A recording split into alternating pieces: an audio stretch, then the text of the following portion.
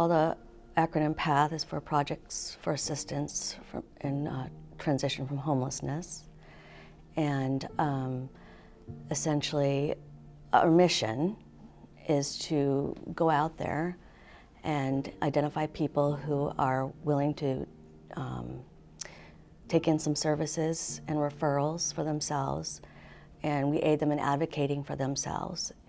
Essentially try and get people from pretty desolate situations into either treatment, well, detox treatment, housing.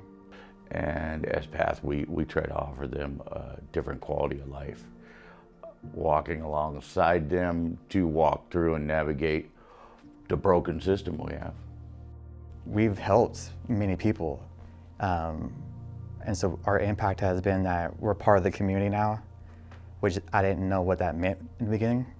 The consistency of showing up starts to build trust in them, hope in them. We're trying to connect people more so out to get the help they need. And that's kind of the collaboration part too, is you have to connect various entities to help this one person.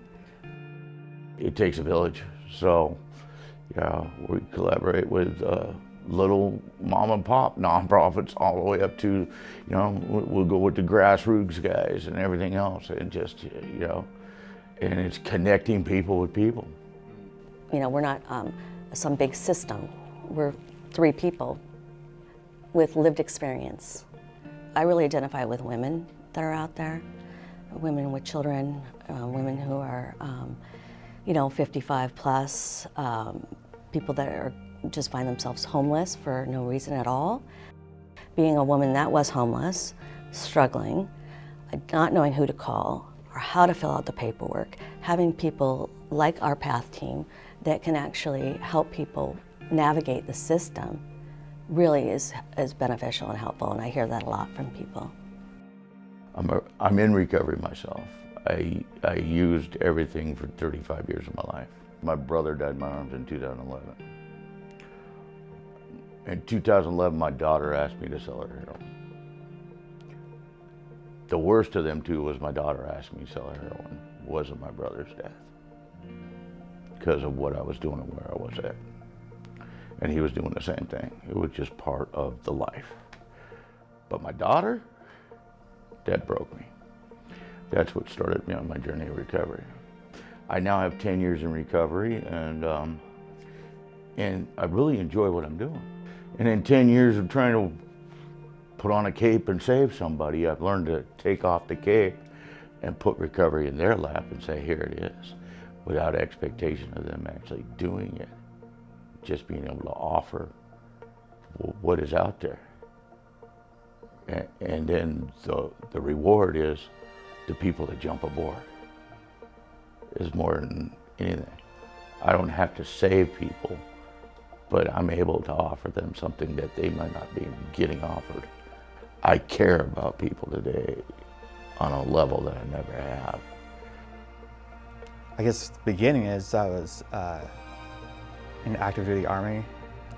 You know, I was a combat soldier. I knew only what it was to be in a war.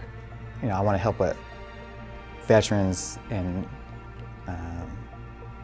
their trauma, help with their trauma. So then going to help people like me, then it was kind of somewhat come full circle, right? Because then I'm there helping some of these veterans and like, oh, yep, connected.